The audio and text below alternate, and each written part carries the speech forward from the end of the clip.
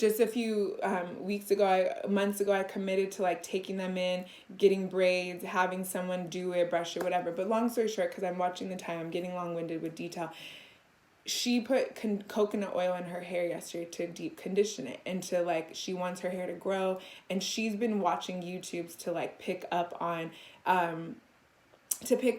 like ways to moisturize your hair. So number one, like, I just like acknowledge her for taking on, like, that's so resourceful. Like, and this is why I wanted to go live, because I was going to go live today anyways, and I was going to tell a whole nother story, but like, this is more prevalent and I'm more emotionally charged with this. But like, one of the topics on lives that I wanted to talk about with you guys was like, how often are you not doing something because of what other people might think? And it's happening way more than you think it is. And so I'm fucking pissed, because this is an example of why we live in such fear. And this is the reason why I do what I do, and this is the reason why I live the way I live, where I'm like, you don't know how many times my husband will look at me and be like, you went to the store looking like that? And you, like, thank God I have such a strong foundation of who the fuck I am. Like, God created me. I am perfect in his image. It doesn't matter if my hair looks like shit. It doesn't matter if I'm wearing bum ass clothes. It doesn't matter what I have on.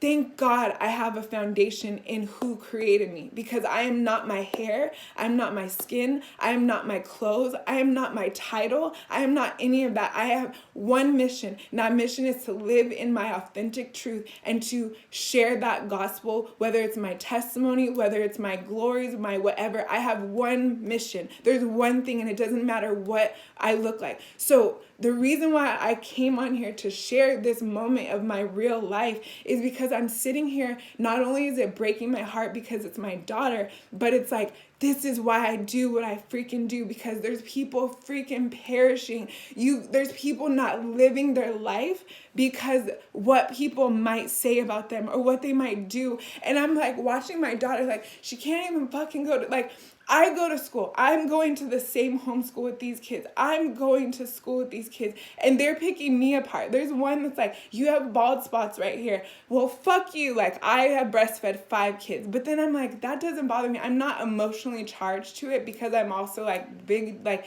this is a little kid telling me I have bald spots. I already know about them. Again, thank God I've done the work, because there's women who are feeling like they have to go get hair implants, and feeling like they have to go commit suicide, and feeling like they're ugly, and feeling like they're not worthy, because there's people tearing them down based on how they freaking look. So number one, if you're talking about what people look like and what their hair look like, get over yourself and shut the fuck up. That's number one. And number two, if you're stopping yourself from living your truth because of what other people might think, get over yourself and start living authentically to yourself. And so I had to kind of summarize the point of my story, but basically what pissed me off was that she went to school, she put coconut oil in her hair yesterday. Today, it's like balls of like coconut oil. Like, if you are familiar with coconut oil, you know we hate it in the winter, love it in the summer. Or some people love it when it's hard. I like when it's melted. So it's like right now it's colder, so it hardened up in her hair, and she has like little white balls all over her head.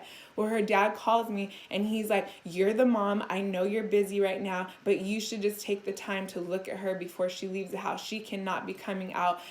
She cannot be coming out of the house looking like this, blah, blah, blah, blah. So I'm just quiet, because part of me is triggered because I'm feeling like he's attacking me as a mother, right? And this is another reason why I do what I do, because it's like, when you're triggered, it's always a reflection of an area where you get to be better. I do get to be better. I do get to be more present in the mornings when my child is leaving the house, to make sure that I'm checking, do you have crust from your drool on your mouth? And do you have, balls of coconut oil in your hair? And obviously, if I see that, I'm going to help my daughter out.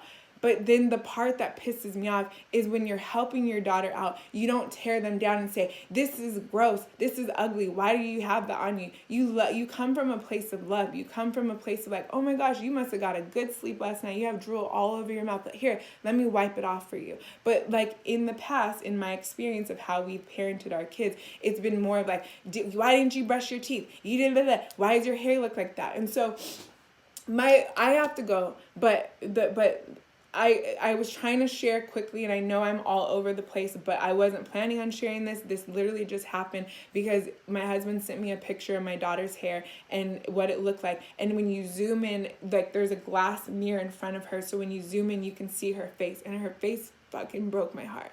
Like her face is just like, it was like, when you picture like a mugshot, like someone taking a mugshot and you just have to stand there and be like, I don't even know, I've never had a mugshot, and I don't like, usually when you, that's not a good example, because when you take a mugshot, it's like, you know, you fucking did something, but like, or usually, but like, my poor baby's face in the mirror, in the reflection is like so sad and so broken because she's being torn down because of her hair, and all she was trying to do was moisturize her hair and let her hair grow, and like, so I was trying to share a real moment of, number one, whenever there's a breakdown, there's an opportunity for growth. So you better believe, like this is another, there's so many lessons I could teach you guys from this moment, and I'm sure I'll unpack it, but it's like you better believe when you have a breakdown in your life, a trigger, something that brings emotion, it's an opportunity for growth. So ask yourself, why am I so fucking triggered right now, Crystal? Like, why am I crying? Why did this break my heart? Absolutely, one of the reasons why is because I've been too busy on Sundays to implement deep condition days with my daughter like I say I'm going to do. We're going to do it every Sunday. But then there's a Sunday where it's like, oh, we have a soccer game. Come on, Sally, let's do your hair. I don't feel like it. Okay, cool. I don't feel like it either. Oh, mommy's out of town or whatever. It's just like, so it's finding the time and making it a priority. But I guarantee you, when you set your heart on something, when you say to the universe that you want to deep condition on Sundays, or that you want to start a business, or you want to get out of a toxic relationship, or you want to go and make more money, or you want to have more time and energy for your family and your livelihood, or you want to travel the world, when you say that to the universe, you will either be forced into those things through inspiration or desperation. And so you better believe that this emotional charge moment has pushed me, like, there's no more not prioritizing this. Like my heart is broken now to where I will move. So acknowledge that you're going to either get to move because you're inspired. So you're either going to hire someone to help you, or go to an event, and this was not about my retreat, but like, you're either going to go to the freaking retreat and go to that conference, or go hire a mentor and be freaking madly inspired to move your ass into action, or you're going to be broken and something is going to break you down and it's going to push you into movement.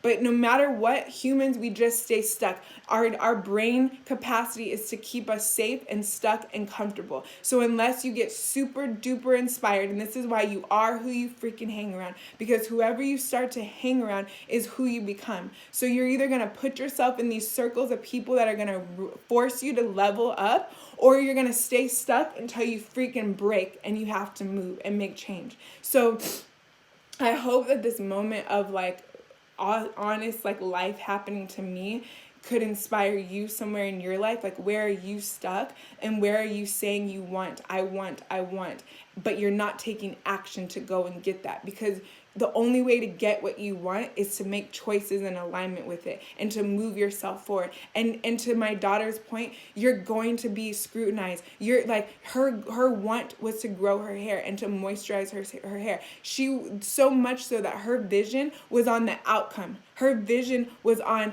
moisturizing her hair, not I'm gonna go to school and there's gonna be little fuck boys talking shit about me, or my dad isn't gonna understand because he's not a woman and he was raised to think that you're defined by the way you look when you leave the house. You're not defined by how you leave. Now, don't get me in the marketing. Absolutely. Like, it's important to look a certain way. Like, when I leave the house and I want to represent my business, I want to look a certain type of way. I'm not saying just go be bummy all day, every day, but I'm saying even when you're bummy, still show up. And even when you feel like shit, still show up. And know that you're going to be scrutinized along the way. But you've got to have your eye on the end goal. You've got to be so focused on your end goal that you don't see the stuff that's happening in between. That you're not taking off your path because someone's talking shit about you. Or because you don't look perfect.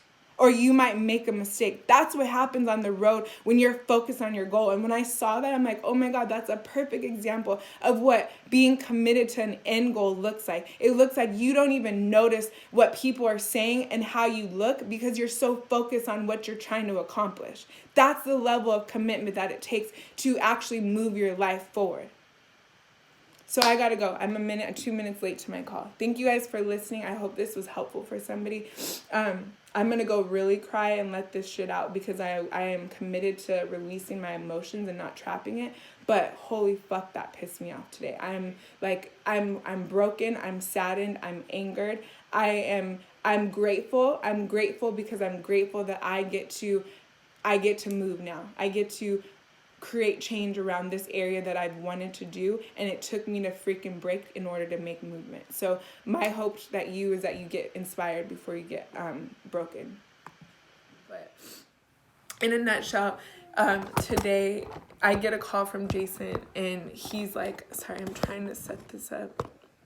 I'm trying to have a real moment and freaking capture content. So here's the behind the scenes of whatever you want to call me, an influencer, someone who uses my life to influence other people. But so I don't even have that much time, so I'm just gonna hurry. But basically I get a call from Jason, and he's like, you're the mom. I know you're busy right now. Like, I know your mornings, because I just took on an extra side, I'm supporting someone else's business in the mornings, and it's early morning, so it's before my kids' day starts.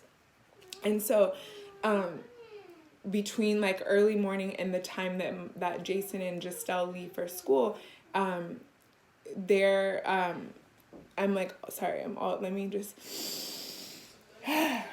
Indy, I'm on the phone, please. No. I'm gonna have to lock you out because I'm doing a call. No, okay, go, tell me. You said you would go to the bucket house. Yeah, we're going after practice today, okay?